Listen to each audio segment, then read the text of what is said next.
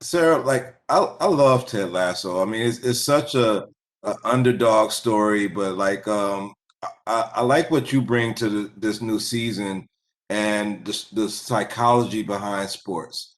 When you are, I don't know if you're a big sports fan, but when you look at like NBA playoffs and all this thing, like how much does the the psychological state of these athletes have to do with their overall performance, no matter how talented they are?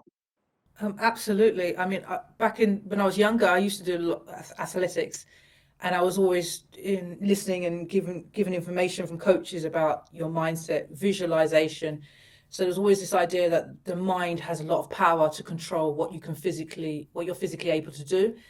And before I started this show, I was watching because I like basketball, and I was watching the Michael Jordan documentary, and I found it really fascinating watching these players and their personalities. It was like Shakespeare, who was the villain, and and just seeing who how these personalities played, how it transpired on the court.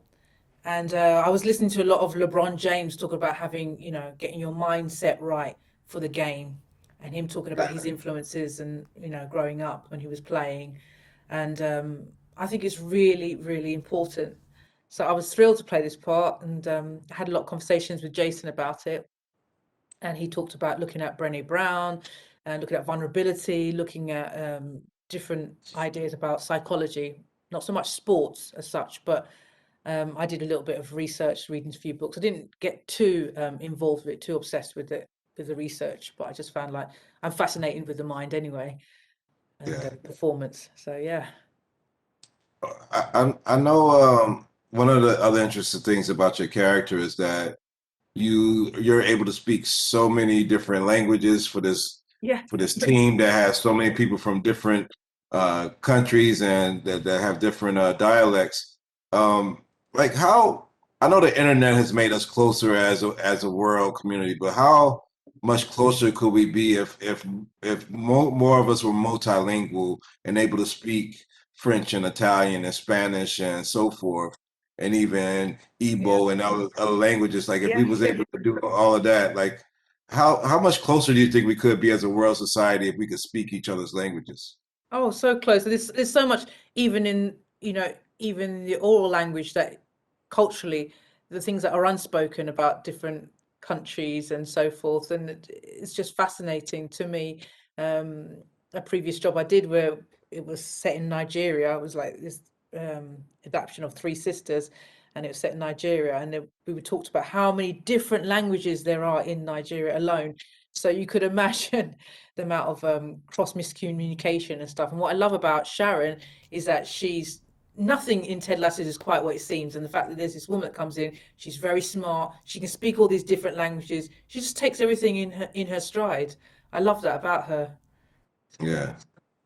And last question, I mean, like we see more women being getting in either coaching or executive positions in sports, at least here in America. What do you think about that movement of and having, women take up these jobs that's been, traditionally given to men or see what talented women can add to a sports franchise? Do you think like in the next decade we'll see like a huge jump in those numbers? I mean, we're seeing sprinkles right now of women in either NFL or NBA. But do you think like in the coming years we'll see like a huge jump in women participating in the boardrooms and the coaching positions?